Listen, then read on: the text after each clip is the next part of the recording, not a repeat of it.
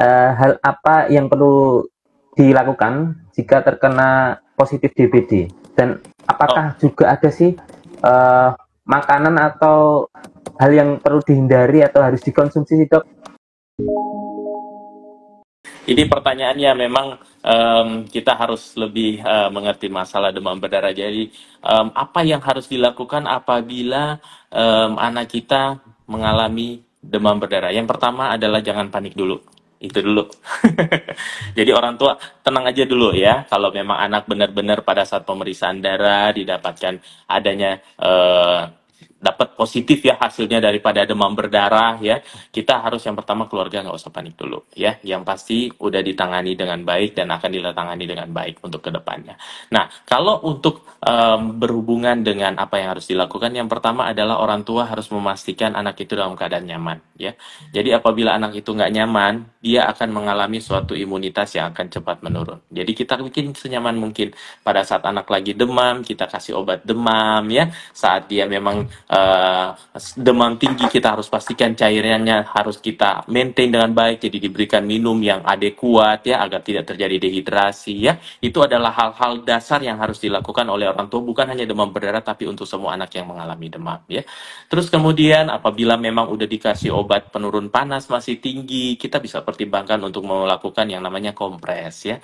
Kompres dengan suhu yang paling dekat dengan suhu daripada anak yang mengalami demam. Jangan terlalu dingin, jangan terlalu panas ya. Terus kemudian poin yang selanjutnya adalah kalau memang anaknya udah dirawat di rumah sakit, ya memang orang tua pasti akan lebih tenang ya. Tapi apapun kalaupun dirawat di rumah, orang tua harus lebih alert ya. Jadi yang harus dinilai yang pertama adalah tanda-tanda daripada klinis anak itu. Kalau dirawat di rumah, hati-hati kalau anak mulai ngeluh sakit perut yang hebat ya, itu harus hati-hati, harus segera dibawa ke rumah sakit. Nah, berhubungan dengan makanan. Nah, untuk makanan sendiri sebenarnya tidak ada konsensus yang menuliskan mengenai diet yang wajib diberikan dan wajib tidak boleh diberikan pada anak dengan demam berdarah. Tapi pada dasarnya ya, secara umum untuk anak-anak yang mengalami demam, khususnya demam berdarah ya, beberapa jenis makanan, contohnya makanan yang asin ya, lebih sebaiknya itu dikurangi atau dihindari karena itu akan meningkatkan risiko terjadinya suatu yang namanya dehidrasi ya. Jadi gampang sekali terjadi kekurangan cairan ya. Terus kemudian makanan-makanan yang sangat berlemak. Jadi contohnya pas lagi sakit kita nggak mungkin kasih rendang juga ya kalau anak-anak udah agak gede ya. Karena itu akan memperburuk daripada pencernaan daripada anak. Karena demam berdarah ini otomatis akan menyebabkan suatu proses peradangan dalam tubuh. Nah, biasanya peradangan itu bisa sampai ke pencernaan dan itu bisa memperburuk keadaan daripada anak itu sendiri ya. Terus kemudian Hmm. makanan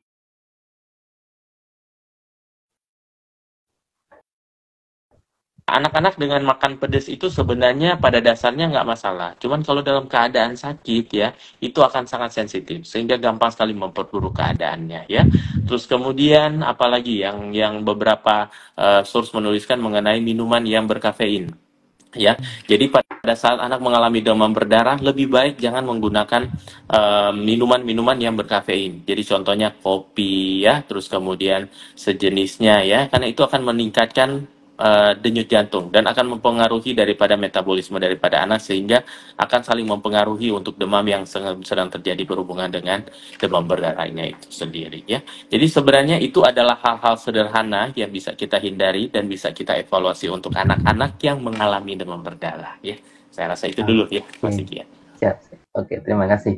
Nah, kemudian siapa saja sih yang dapat terkena resiko atau lebih rentan terkena DBD, Dok?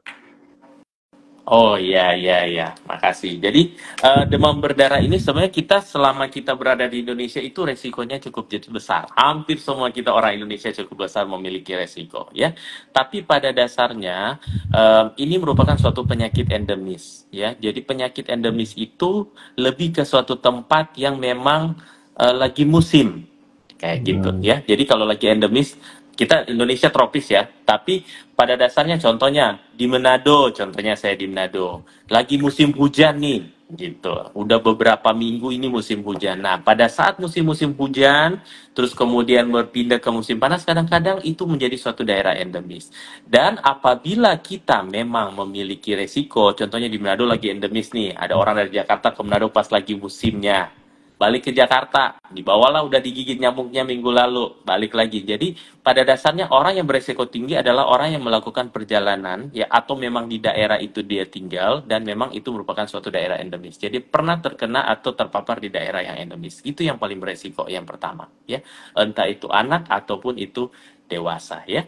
Kemudian yang kedua adalah kenapa demam berdarah lebih hot newsnya daripada orang dewasa? Karena anak-anak itu merupakan faktor resiko yang lebih tinggi dibandingkan dengan orang dewasa. Ya, karena anak-anak itu memiliki imunitas yang masih berbeda.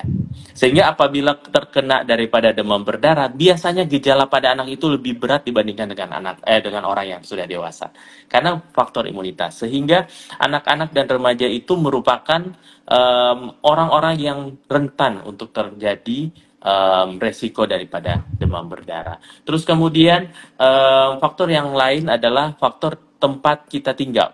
Jadi ya kalau kita tinggal di perkotaan ya, terus kemudian higienitasnya bagus ya, nggak ada tempat yang kayak tempat tergenangnya air ya, itu jauh lebih bagus dan jauh lebih aman karena itu bukan merupakan suatu daerah endemis daripada demam berdarah. Tapi kalau kita tinggal di daerah pedesaan yang higienitasnya, contohnya bukan semua pedesaan ya, tapi ada beberapa tempat meskipun di kota pun, tapi kalau kotanya kebersihannya tidak terjaga, jadi contohnya di belakang rumah itu ada pohon ya, terus kemudian ada ban-ban bekas yang dibiarin, terus kemudian ban bekasnya nggak pernah dibersihin, ada air yang tergenang di situ, nyamuknya bertumbuh di situ, itu merupakan suatu faktor resiko untuk terjadinya demam berdarah di lingkungan tersebut ya. Jadi kondisi lingkungan itu sangat-sangat mempengaruhi untuk terjadi suatu endemitas daripada demam berdarah. Dan faktor resiko yang lain adalah anak-anak yang rentan. Jadi kalau anak-anak yang memiliki penyakit-penyakit yang memang berhubungan dengan imunitas yang menurun ya.